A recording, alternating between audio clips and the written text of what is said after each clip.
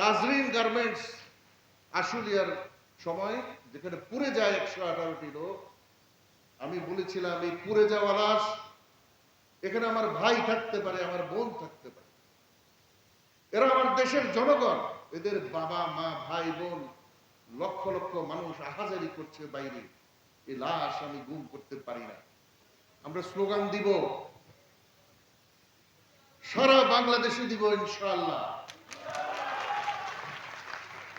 প্রত্যেক গ্রামে উপজেলায় জেলায় আমাদের কর্মসূচি হবে। আমরা থেমে থাকার জন্য এখানে যোগ দিইনি।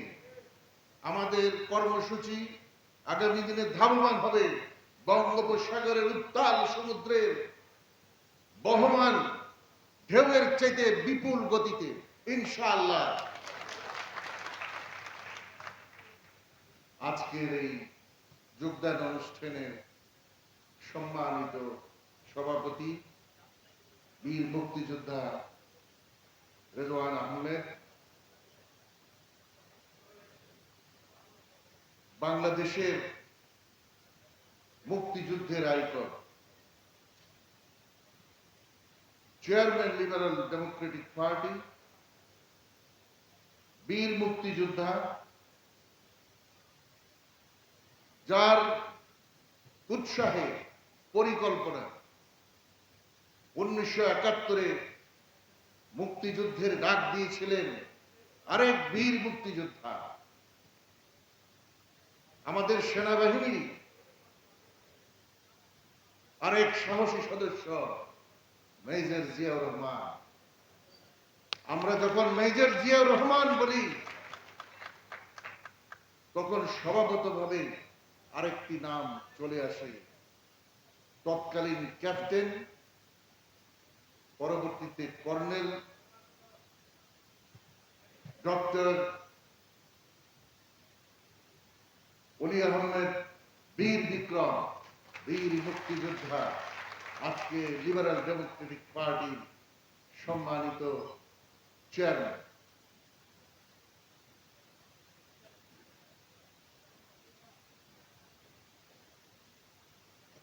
সম্মানিত প্রেসিডিয়াম সদস্যবৃন্দ, উপদেষ্টা ও কেন্দ্রীয় নেতৃবৃন্দ,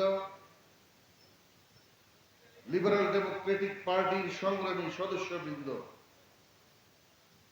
আজকের অনুষ্ঠানে বাংলাদেশের বিভিন্ন স্থান থেকে, বিশেষ করে ঢাকা 17 আসনে মাটিকাটা, ভাসানটেক, কালাচাঁদপুর, শেওড়া, গুলশান, বনানী থেকে আগত 2 শতাধিক সদস্যবৃন্দ, সাভার থেকে আগত আমার প্রিয় ভাইয়েরা,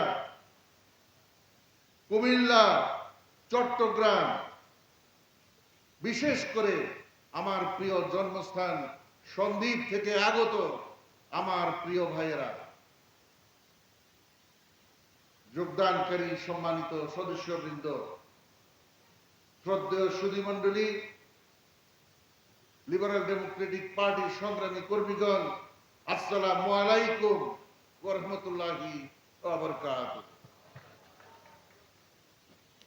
আজ আমার জীবনের একটা অত্যন্ত গুরুত্বপূর্ণ দিন। আমি একজন সৈনিক। প্রশ্ন থাকতেই পারে, আপনি কেন রাজনীতিতে আসবেন? আমি সৈনিক থাকতেই দানব, ফ্যাসিস্ট তথা রাষ্ট্রের দানবীয় রূপ চোখে দেখেছি। আমি দেখেছি কিভাবে জীবিত মানুষকে চাপা দেওয়ার জন্য আমাকে আদেশ দেয়া হয়। আমি দেখেছি 118টি পুড়ে যাওয়া লাশ, বলা হয় আগামীকাল বিএনপি এবং বেগম খালেদা যে আন্দোলন করলে এই লাশ কাঁদিনী আন্দোলন করবে, এদেরকে গুম করে ফেলে। গুম জিনিসটা আমি জানতাম না। ওই প্রথম 2013 সালে আমি বুঝি যে সেনাবাহিনীর লোক দিয়ে গুম করানো হয়। একটি দেশের, রাষ্ট্রের, সরকারের প্রধান যখন একটা ক্ষুদ্র জেনারেলকে এই আদেশ দেয়, সে সহজেই সেটা মেনে নেয়ার কথা এই ফ্যাসিস্ট রাষ্ট্রে। সেদিন আমি সেটা মেনে নেই। আমি প্রতিবাদ করেছিলাম, বলেছিলাম আমার পক্ষে এই কাজ করা সম্ভব না। এবং আমি বলেছিলাম রেকর্ড আছে, আপনারা দেখতে পারেন। শেষ ব্যক্তি, জীবিত কিংবা মৃত, উদ্ধার না করে আমি স্থান ত্যাগ করব না। তাজরিন গার্মেন্টস আশুলিয়ার সময় যেখানে পুড়ে যায় 118টি লোক, আমি বলেছিলাম এই পুড়ে যাওয়া লাশ, এখানে আমার ভাই থাকতে পারে, আমার বোন থাকতে পারে, এরা আমার দেশের জনগণ, এদের বাবা মা ভাই বোন লক্ষ লক্ষ মানুষ আহাজারি করছে বাইরে, এই লাশ আমি গুম করতে পারি না।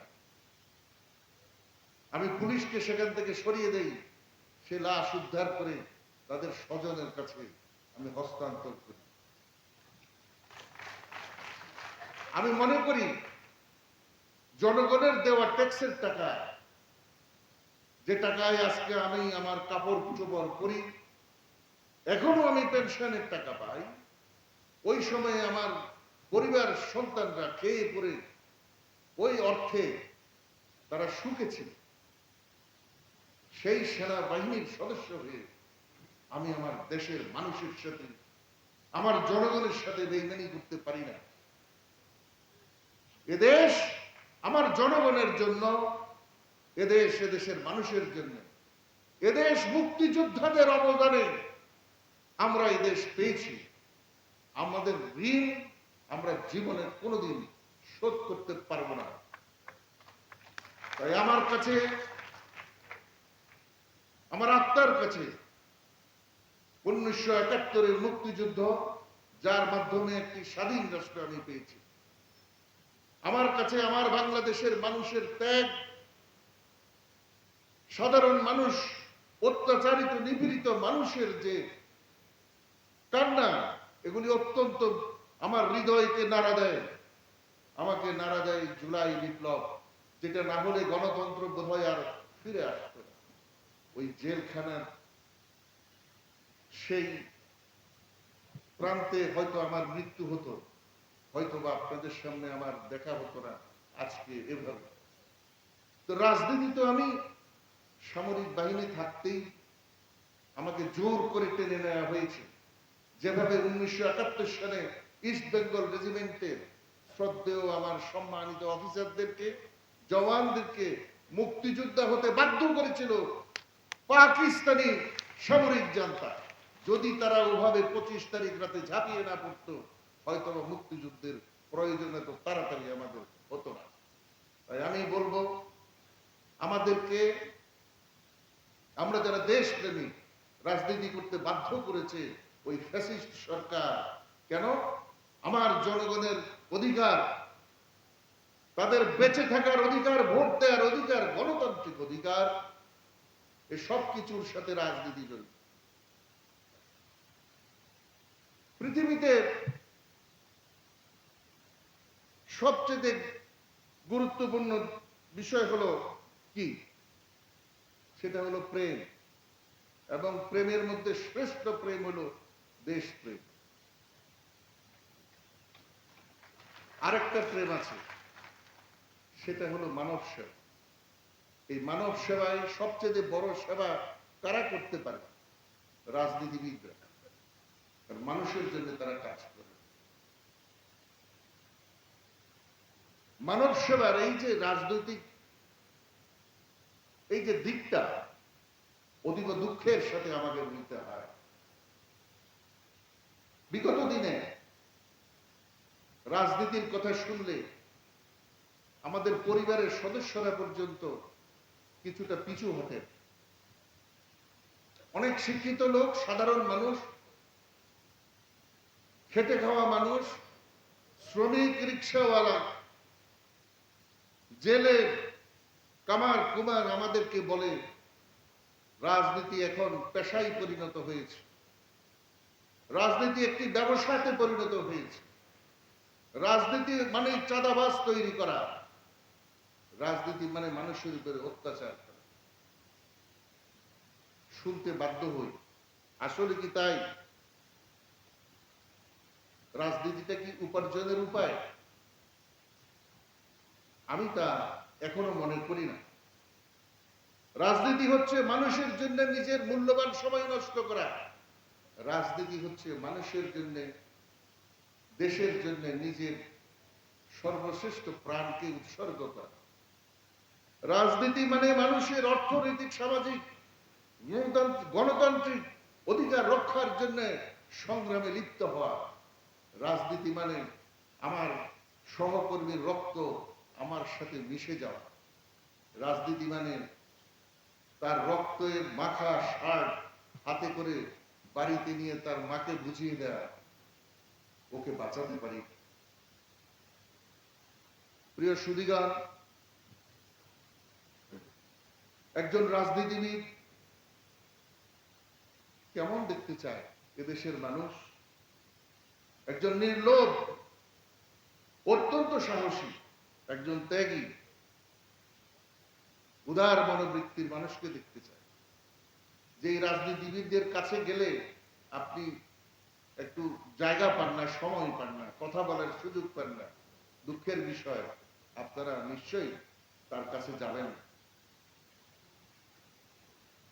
আমার সুদীর্ঘ দিনের রাজনৈতিক বিশ্লেষণ এবং নিরাপত্তা নিয়ে আমার যে চিন্তা, সেই জ্ঞান থেকে আমি বলবো,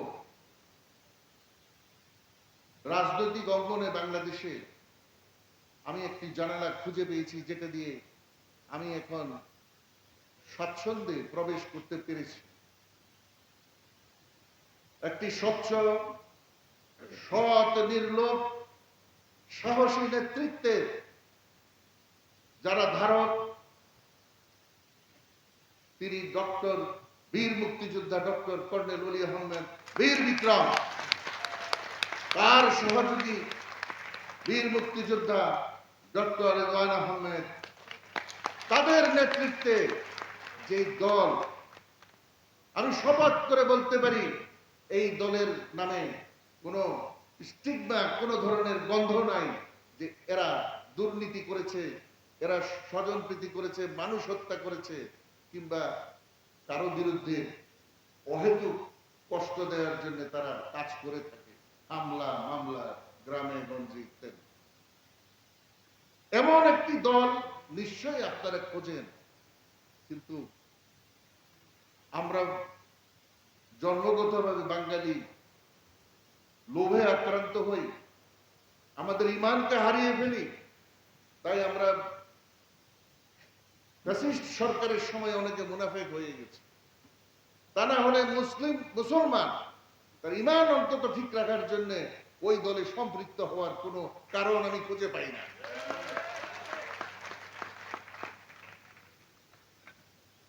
আমি আমার অন্তরাত্মা দিয়ে বিশ্বাস করি, আমার দলের মাননীয় চেয়ারম্যান, সেক্রেটারি জেনারেল, যেসব অতি উচ্চমানের শিক্ষিত প্রেসিডিয়াম সদস্য, ভাইস প্রেসিডেন্ট এবং কেন্দ্রীয় সদস্যরা আছেন, তাদেরকে সাথে নিয়ে বাংলাদেশের জনগণের জন্য একটি সত্যিকারের সুখী, সমৃদ্ধশীল একটি গণতান্ত্রিক রাষ্ট্র ব্যবস্থা নির্মাণ করা কোনো কঠিন কাজ না। দরকার আপনাদের মতো যারা কর্মী, আপনাদের মতো যারা সহযোগী, যারা বাংলাদেশের প্রত্যন্ত অঞ্চল থেকে আজকে ছুটে এসেছেন আমার কথা শুনে। সত্যিকার অর্থে আমরা যদি এইভাবে মিটিং মিছিল করার চিন্তা করতাম, কয়েক লক্ষ লোক আমরা আয়োজন করতে পারতাম, সেটা আমাদের উদ্দেশ্য ছিল না। অতি অল্প সময়ে টেলিফোনে দুই একজনকে বলেছি, আমি সেই জন্য আপনাদের কাছে কৃতজ্ঞ। আসুন আমরা একটা স্বপ্ন দেখি, স্বপ্ন দেখি একটা সুন্দর বাংলাদেশে, শোষণহীন, একটা সত্যিকার অর্থে যে দেশে মানুষের মর্যাদা এবং তাদের কর্মসংস্থান, তাদের নিরাপদ বসবাস করার নিশ্চয়তা, আদালতে গেলে বিচার, স্কুল কলেজে শিক্ষা, হাসপাতালে গেলে চিকিৎসা, এই সব কিছু পাওয়ার নিশ্চয়তা আমরা নিশ্চিত করার জন্য একটা সত্যিকারের আদর্শ এবং যাদের কমিটমেন্ট আছে এবং দুই রাজনৈতিক নেতৃত্বের সাথে একত্র হয়ে আমরা লিবারাল ডেমোক্রেটিক পার্টিতে সম্পৃক্ত হই, বাংলাদেশের টেকনাফ থেকে তেতুলিয়া, সুন্দরবন থেকে তামাবিল, এই আওয়াজ তুলুন আপনারা সবাই, আসুন এনডিবিতে যোগ দেই এবং বাংলাদেশ বিনির্মাণে আমরা ভূমিকা রাখি। আগামী বছরগুলি হোক লিবারেল ডেমোক্রেটিক পার্টির বছর, আমাদের আদর্শ জনগণের হৃদয়ে যাতে ছড়িয়ে যায়। আমরা স্বপ্ন দেখব ছাতার নিচে বসে, কিন্তু ঘুমিয়ে নয়। যে স্বপ্ন মানুষ ঘুম জেগে দেখে সেই স্বপ্ন বাস্তবায়ন হয় না। আমরা জেগে জেগে স্বপ্ন দেখব, আমাদের সর্বশক্তি নিয়োগ করে ইনশাআল্লাহ একটা সুখী সমৃদ্ধশালী বাংলাদেশ আমরা সৃষ্টি করব। বীর মুক্তিযোদ্ধা ডক্টর কর্নেল অলি আহমেদের বীর বিক্রমের নেতৃত্বে আল্লাহ আমাদের সহায় হন। বাংলাদেশ জিন্দাবাদ, লিবারেল ডেমোক্রেটিক পার্টি জিন্দাবাদ। আপনারা সবাই ভালো থাকুন। আসসালামু আলাইকুম।